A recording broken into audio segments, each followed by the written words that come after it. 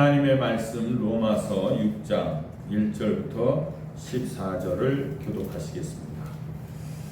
그런즉 우리가 무슨 말을 하리요? 은혜를 더하게 하려고 죄에 거하겠느냐?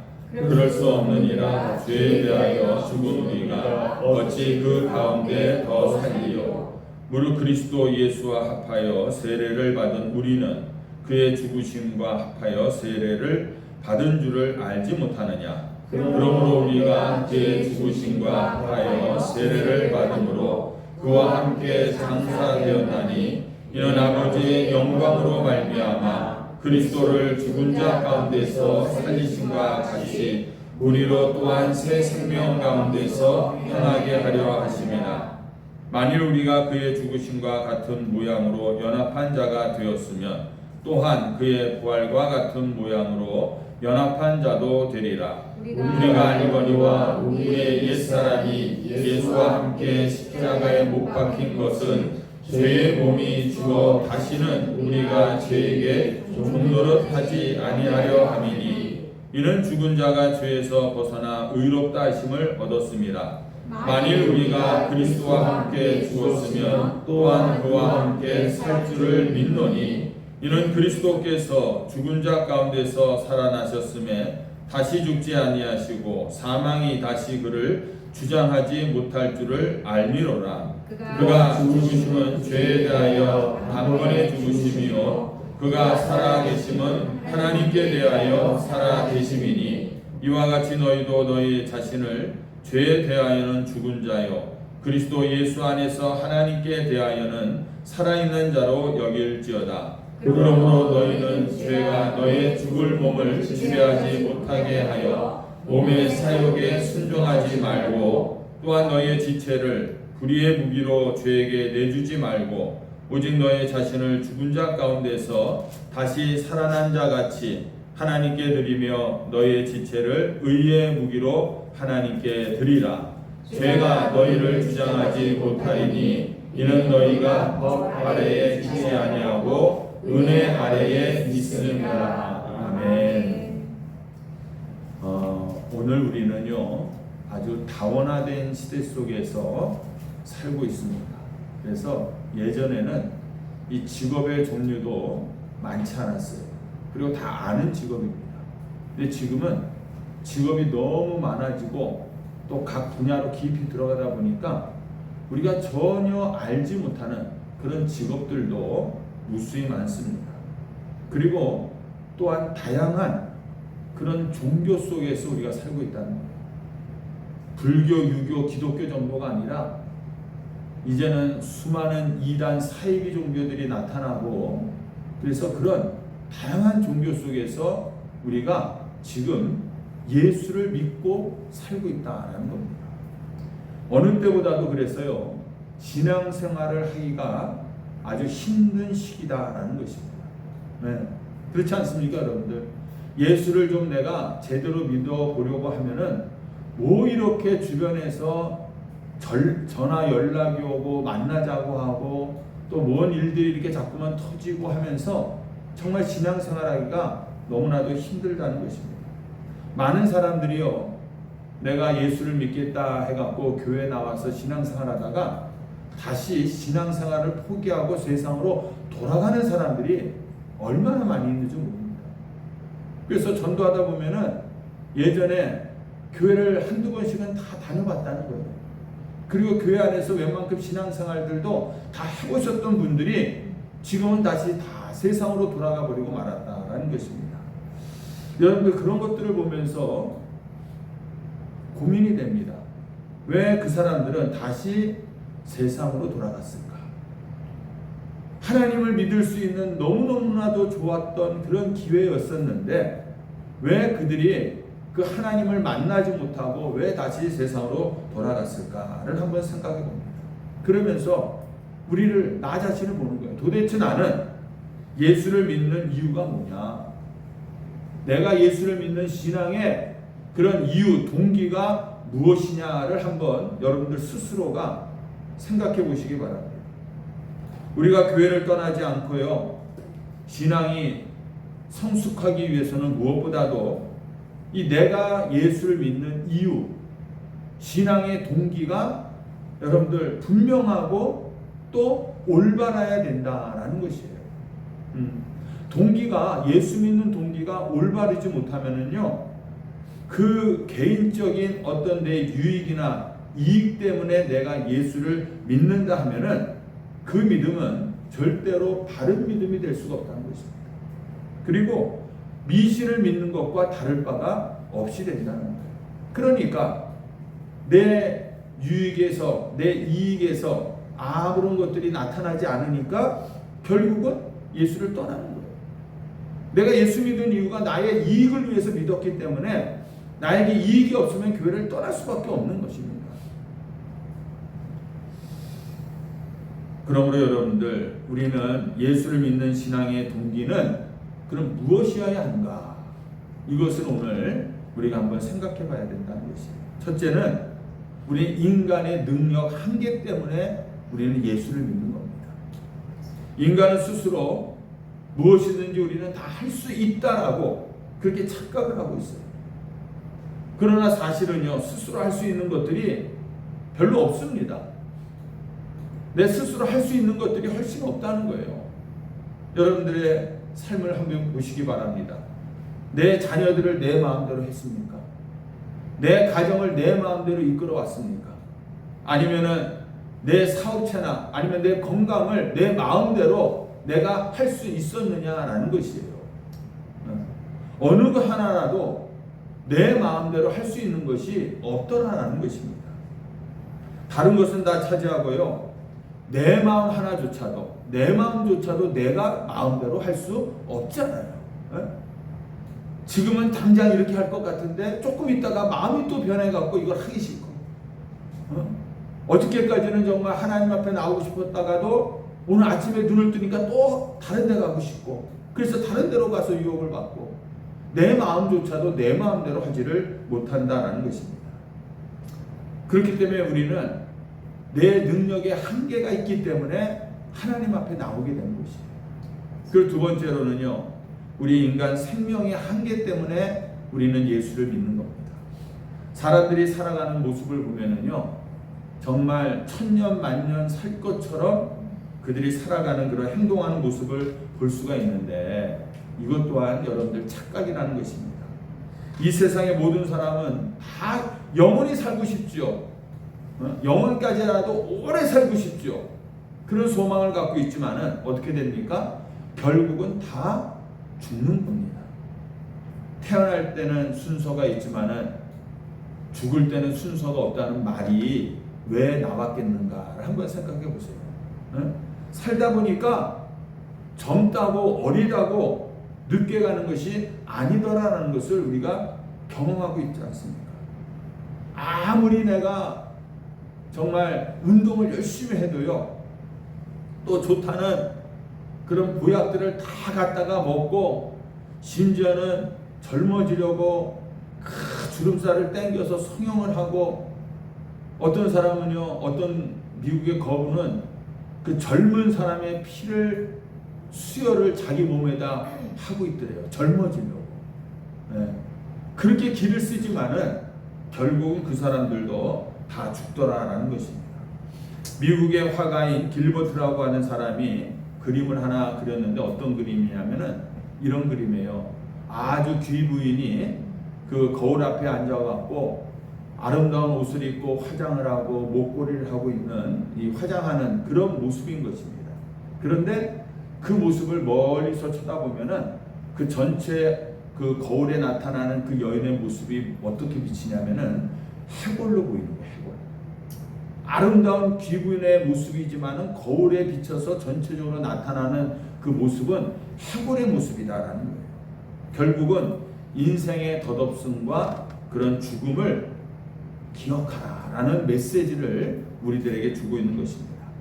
그리고 또 우리가 예수를 믿는 그 동기는 뭐냐? 세 번째는 인간의 의 때문에 그렇다라는 것입니다. 의의 한계. 아무리 우리가 착하고 바르고 정직하게 살려고 하지만은 그게 안 된다는 겁니다. 우리가 오늘도 이렇게 하나님 앞에서 결단하면서 정말 이 한 주 동안 내가 정직하게 바르게 살아야 되겠다라고 결단하지만은 일주일 동안 우리가 살면서 우리는 수많은 죄를 짓고 거짓을 행하고 불의를 행하고 있었다라는 것입니다. 여러분들 조금만 우리 인생에 빈틈이 생기면은요, 악한 생각을 우리는 품게 되고요, 악한 행동을 취하게 된다는 것이에요. 조금만. 예전에 뉴스에 보니까 어떤 인천에서 어떤 분이 집에서 사망을 해갖고 그 경찰관과 뭐 검시관이 들어갔다고 그러는데 그 검시관 그 죽은 사람의 목에 이 금목걸이가 있었대잖아요. 근데 그게 사라진 거야. 그 왜 사라졌을까 해갖고 이 조사를 해보니까 CCTV를 다 해보니까 검시관이 들어가갖고 그 사람 이 죽은 사람을 검시하다가 이 목걸이에 이 목에 금이 둘러져 있는 걸 보고 순간적으로 욕심이 나가고 그거를 그 숨겨갖고 자기 신발 밑에다 깔았다는. 그러니까 몸수색을 해도 안 나왔대잖아. 그 왜 그랬냐? 그 돈이 없어서 돈이 급해갖고 가난해서 그랬냐? 아니라는 거예요. 그런 문제가 아니라 순간적으로 그 금목걸이를 보는 순간 유혹이 생겨갖고 그것을 참지 못하고 그냥 자기 몸에다 집어넣는 거예요.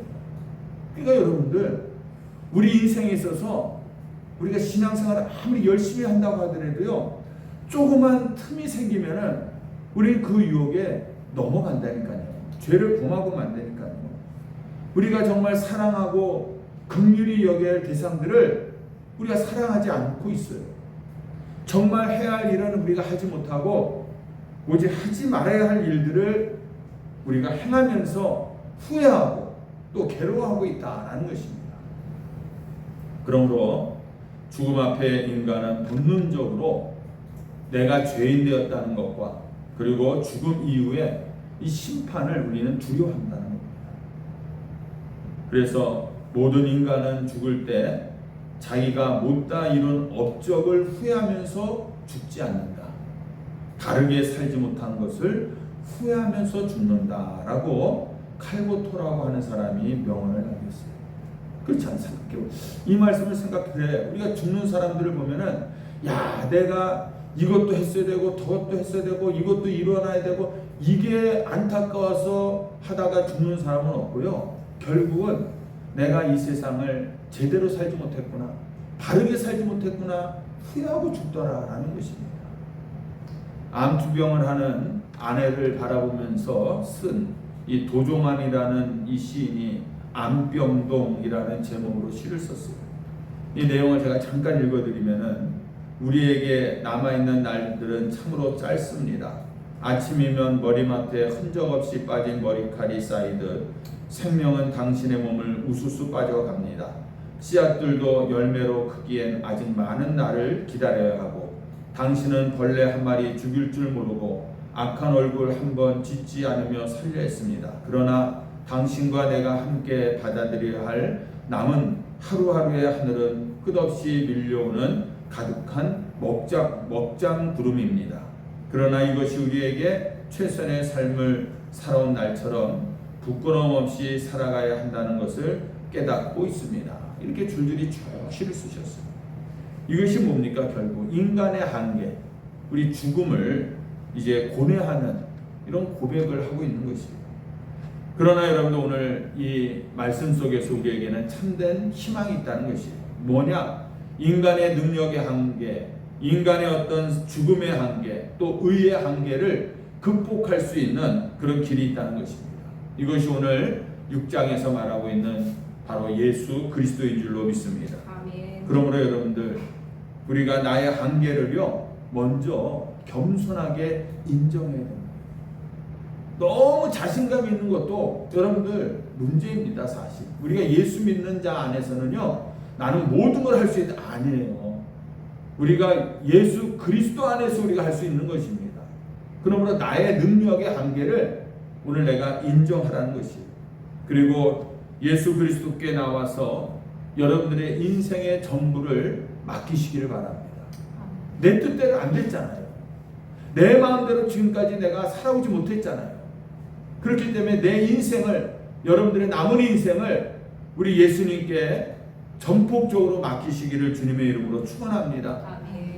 그럴 때 비로소 우리가 지금까지 세상에서 느껴보지 못했던 정말 참 평안과 자유함을 누리게 될 줄로 믿습니다. 지난주에 로마서 5장을 제가 말씀을 드릴 때 주제가 넘치는 하나님의 은혜다라고 말했어요. 은혜는 그냥 어느 정도 뭐 2분의 1, 3분의 2 정도 차는 것이 은혜가 아니라 은혜는 차고 넘치는 겁니다. 은혜라는 것 자체가 의미 자체가 차고 넘치는 것이에요. 특히 20절 말씀에 보면 죄가 더한 곳에 은혜가 넘친다라는 사실은 정말 놀라운 것입니다. 여러분들 하나님의 은혜는요 아무리 죄가 넓고 깊고 많아도 전혀 구애받지를 않는다는 것입니다. 그래서 내가 과거에 부끄러웠던 그런 죄악된 모습들, 절망이 크면 클수록 깊으면 깊을수록 더 큰 하나님의 은혜가 거대한 홍수처럼 우리에게 밀려와서 그 모든 부끄러운 것들을 단숨에 다 삼켜버리는 줄로 믿습니다. 이것이 여러분들 복음의 능력이다라고 제가 지난주에 말씀을 드렸어요. 그래서 이런 복음의 능력을 내가 오늘 믿고 끈질기게 나를 괴롭히고 있었던 죄의 문제, 열등감, 좌절감, 실패, 우울증들, 나를 짓누르고 있었던 것으로부터 우리가 자유함을 누리게 될 줄로 믿습니다. 아멘.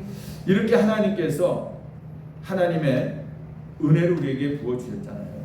그런데 이 인간의 한계의 약함은 이런 하나님의 은혜를 오도를 하고 있다는 거예요. 오늘 본문 말씀을 쭉 읽어보면은 이런 얘기가 나옵니다. 1절 말씀을 우리 한번 다 같이 읽어볼까요? 1절 시작. 그런즉 우리가 무슨 말을 하리요? 은혜를 더하게 하려고 죄에 거하겠느냐. 이런 얘기를 어떻게 하나님의 은혜를 우리가 오도하냐면요, 죄가 더한 곳에 은혜가 넘친다고요? 그래요? 그러면은 은혜를 더 넘치게 하려면은 우리가 더 죄를 지어도 괜찮겠네요. 정말 하나님께 크게 쓰임을 받으려면은 좀 죄도 많이 져보고, 그리고 어둠의 그런 세계 속에서도 좀 경험을 해봐야 되지 않겠습니까? 그래야 하나님의 은혜가 더 충만할 거 아닙니까? 지금 실컷 내가 죄를 짓고 나중에 내가 더 큰 은혜를 받으면 되지 않습니까? 이렇게 생각을 한다니까요.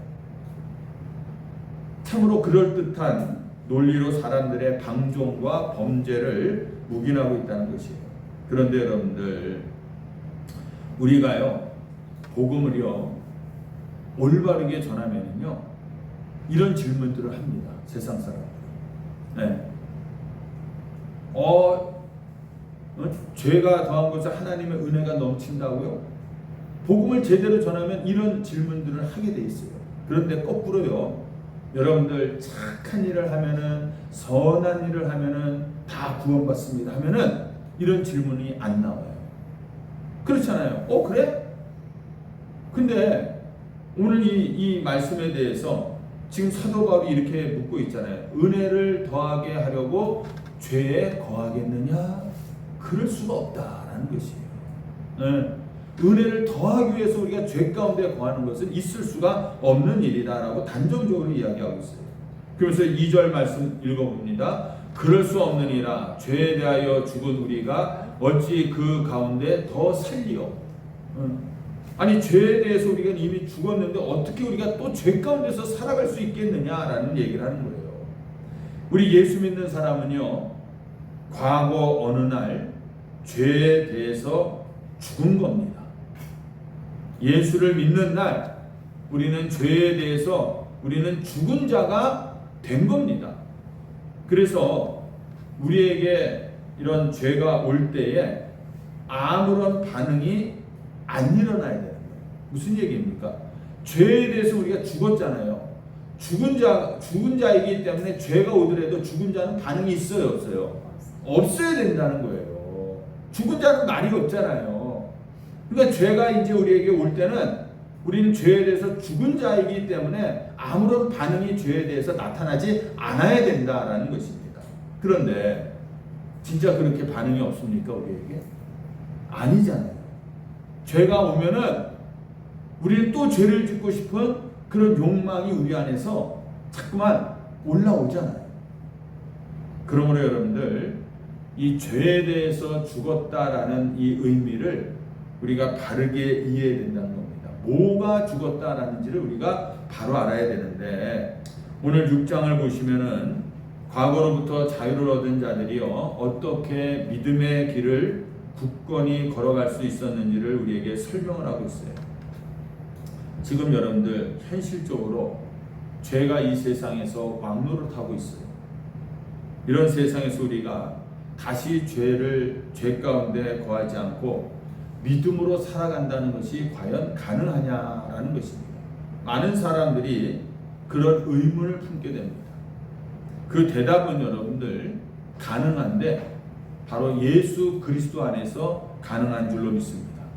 예수 그리스도 안에서 가능한데 어떻게 가능하느냐? 예수님과의 그런 연합됨의 능력을 우리가 경험해야 된다는 거예요. 예수님과 하나가 돼야 됩니다. 물론 내 힘으로는 불가능하지만은요, 예수님과 연합된 생명이기 때문에 가능하다라는 것이에요. 5절 말씀을 한번 우리 다 같이 읽어봅니다.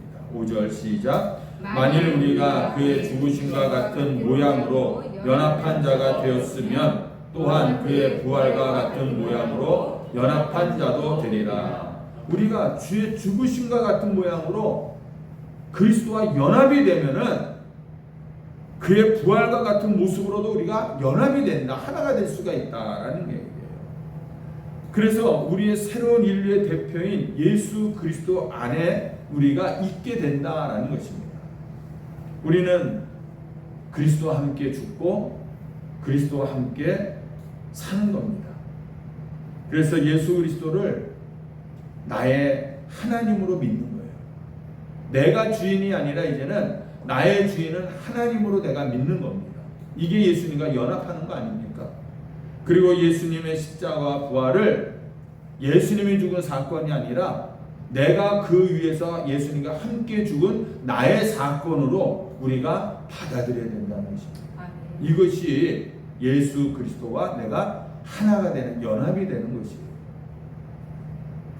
10절 11절 다 같이 시작. 그가 죽으심은 죄에 대하여 단번에 죽으심이요 그가 살아 계심은 하나님께 대하여 살아 계심이니 이와 같이 너희도 너희 자신을 죄에 대하여는 죽은 자요 그리스도 예수 안에서 하나님께 대하여는 살아있는 자로 여길지어다.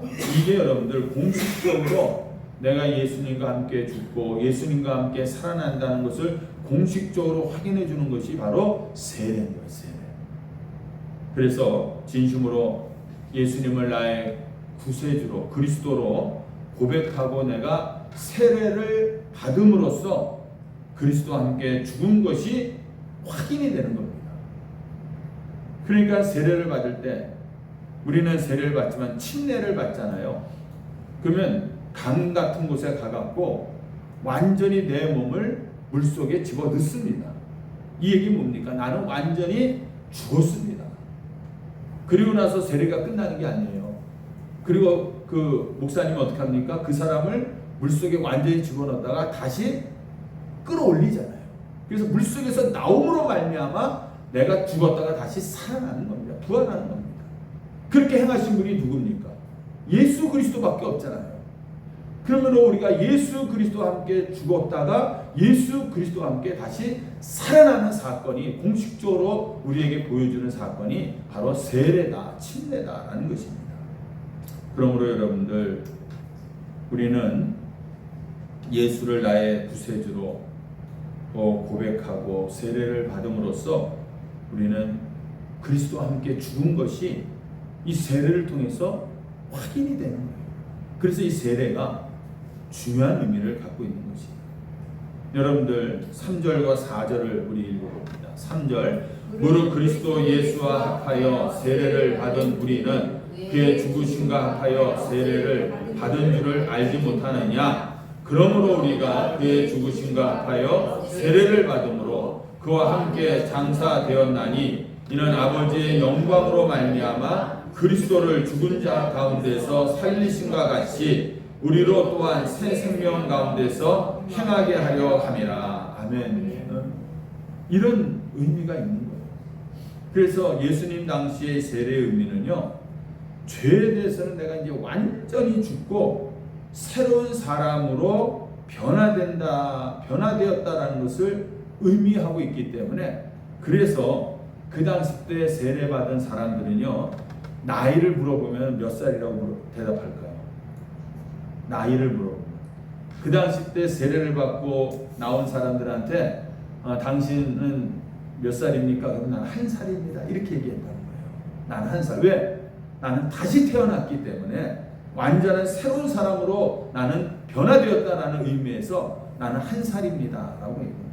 이처럼 여러분들, 새로운 사람됨을 의미하는 것이 세례인 것이에요.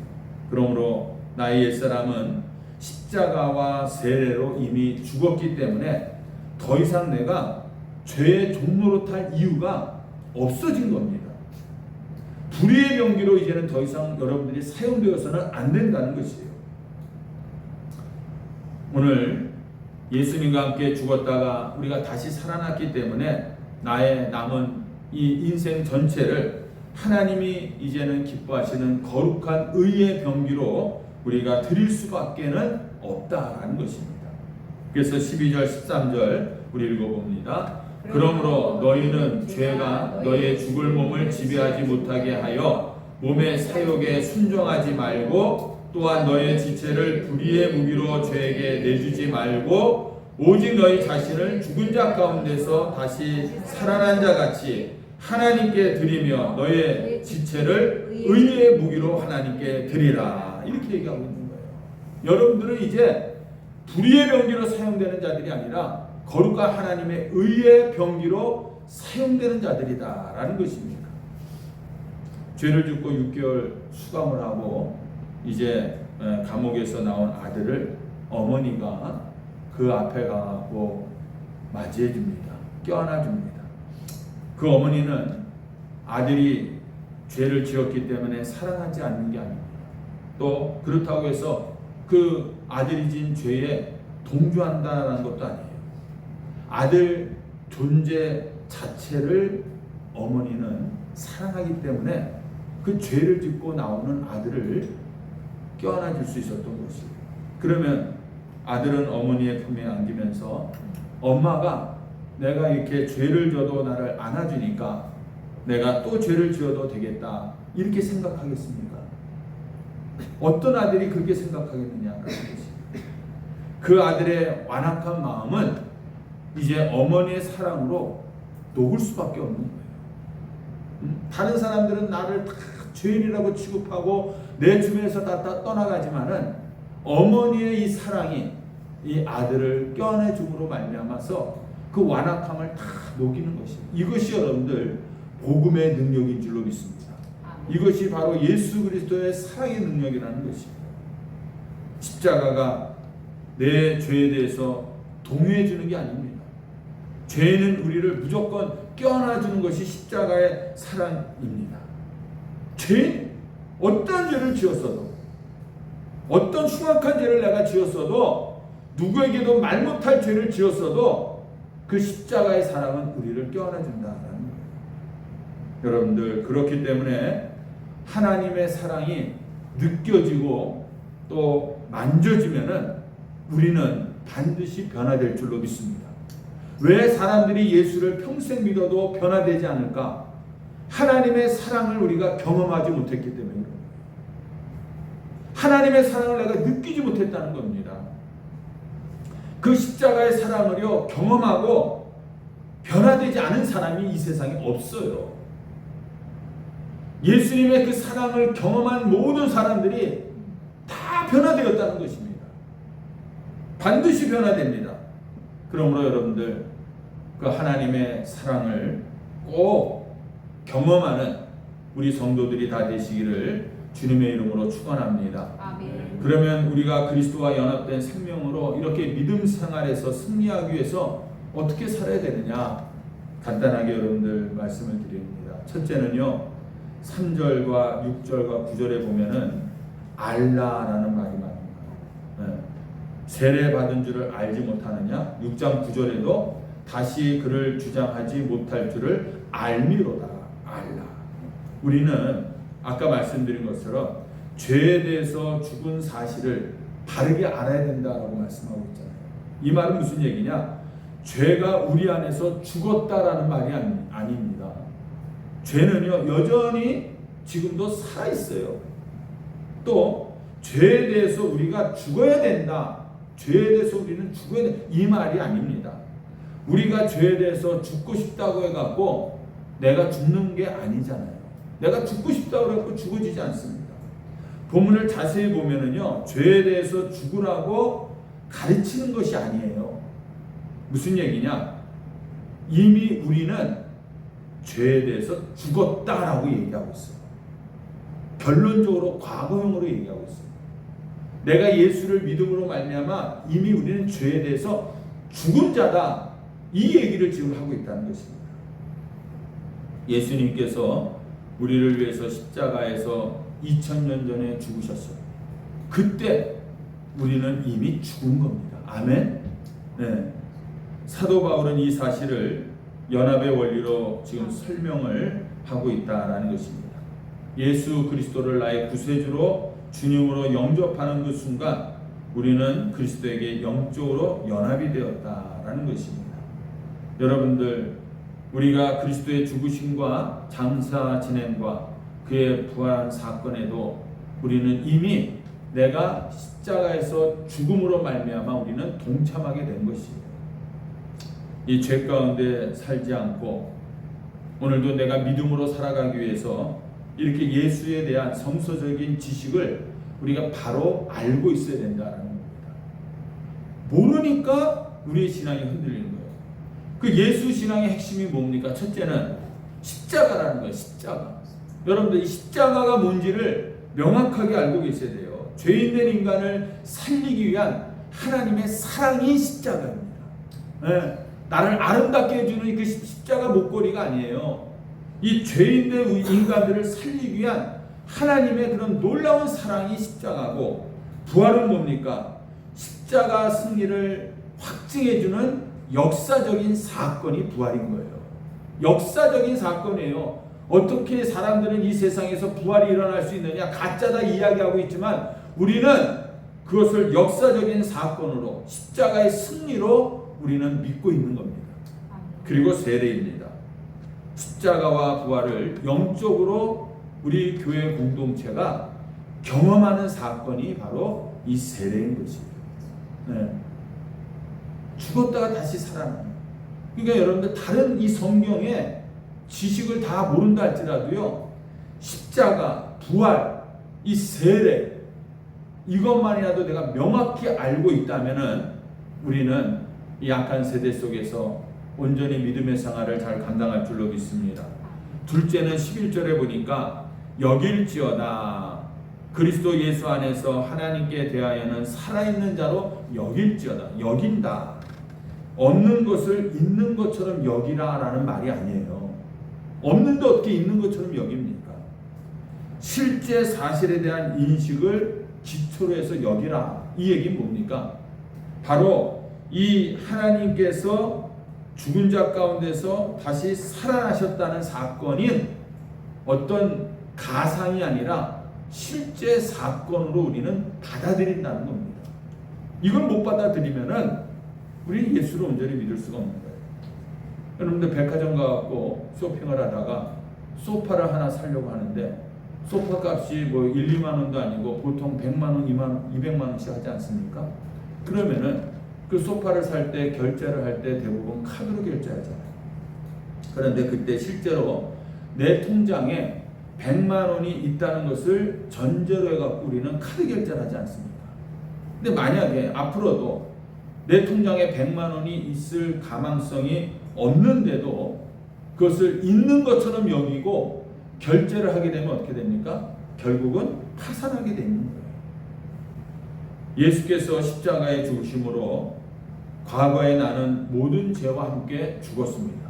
그리고 예수의 부활과 함께 나도 다시 산 겁니다. 이것은 실제라는 거예요. 2000년 전에 예수님께서 행하신 일은 여전히 오늘 나에게도 유효하다는 겁니다. 적용이 된다는 겁니다. 실제 사건이라는 것입니다. 가정에서 말하는 것이 아니라 실제로 내가 예수가 죽으심으로 말미암아 내 죄값을 이제 죽음으로 대신 갚아 주셨다는 거예요. 이게 여러분들 나에게 나의 사건으로 우리가 고백되어져야 된다는 것입니다. 그래서 주관적인 진리만 가지고는 부족합니다. 이 진리를 내 사건으로, 십자가의 사건이 내 사건으로 내가 경험되어지고 느껴져야 되고, 오늘도 2000년 후에도 나의 입술로 고백이 되어야 될 줄로 믿습니다. 그럴 때 우리는 믿음의 생활을 감당하는 겁니다. 여러분들 부활이 안 믿어지는데, 예수님이 나를 위해서 죽으셨다는 것이 믿어지지 않는데 어떻게 우리가 믿음 생활을 지속할 수가 있겠습니까?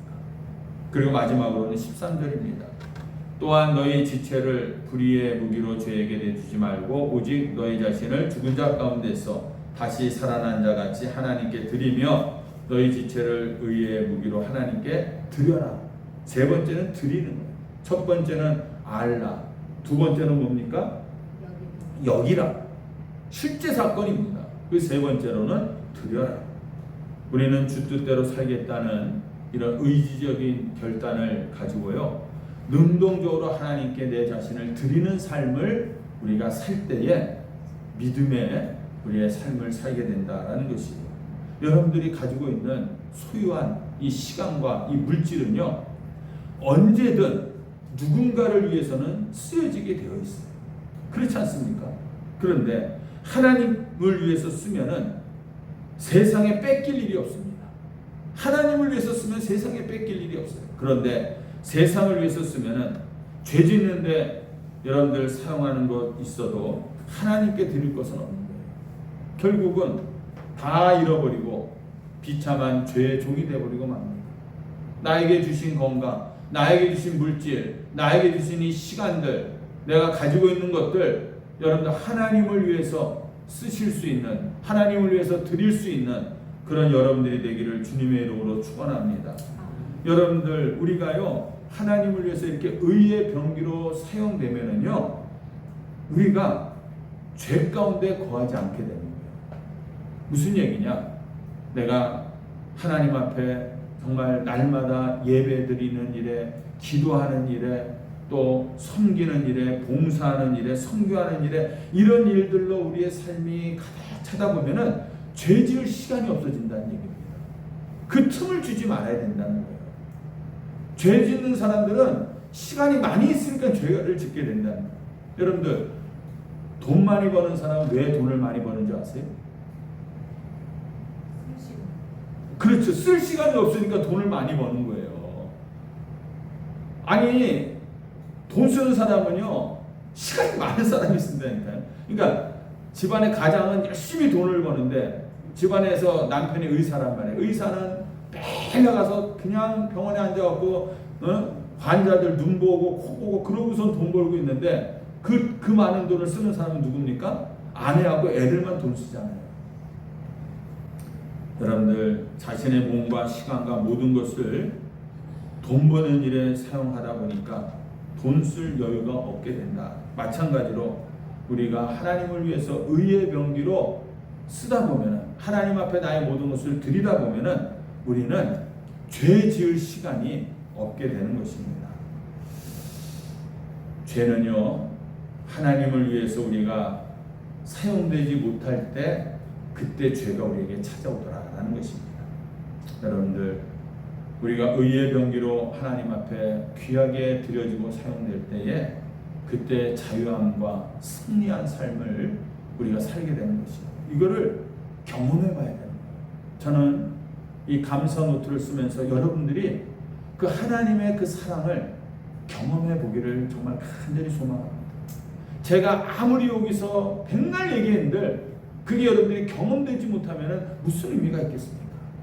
그러니까 여러분들께서 하나님의 사랑을 체험해 보시기 바랍니다. 그러면은 하지 말라고 해도 우리는 주를 위해서 우리는 헌신하는 그런 삶을 살게 되더라라는 것입니다. 링컨 대통령이 남북전쟁에서 승리를 하고 나서 취임할 때에 이게 이런 각오를 했습니다. 사랑하는 여러분, 저는 부족하고 준비가 안 된 상태에서 대통령이라는 막중한 책임을 맡게 되었습니다. 그러나 저는 전능하신 하나님을 기쁘시게 하는 일이라면 언제라도 제 목숨까지 내어드릴 각오가 되어 있습니다. 이렇게 얘기해요.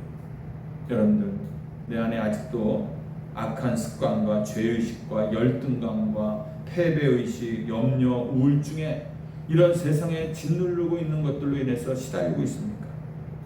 더 이상 그런 것에 여러분들 이제는 얽매이지 마시기 바랍니다. 그리고 이 세 가지 단어를 붙드시기 바랍니다. 하나님에 대한 바른 지식을 알기 원합니다. 그리고 예수 십자가 부활을 나의 사건으로 여러분들께서 받아들이시길 바랍니다. 그리고 하나님께 이제는 끌려가는 것이 아니라 능동적으로 하나님 앞에 헌신하는 여러분들의 삶을 사시기 바랍니다. 그럴 때 우리들도 이 링컨처럼 이런 고백을 하게 된다는 것이에요. 하나님, 오히려 나에게 내가 원했던 것들이 없음이 다행입니다. 그래서 없기 때문에 기도로 더 하나님 앞에 내가 나아갈 수 있었습니다. 저는 전능하신 하나님을 기쁘시게 하는 일이라면 언제라도 목숨까지 내어드릴 그런 각오가 있습니다.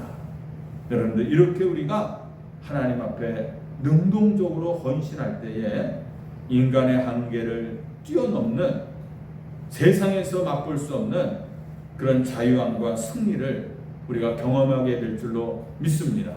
이런 성도들이 다 되시기를 주님의 이름으로 축원합니다. 기도합니다.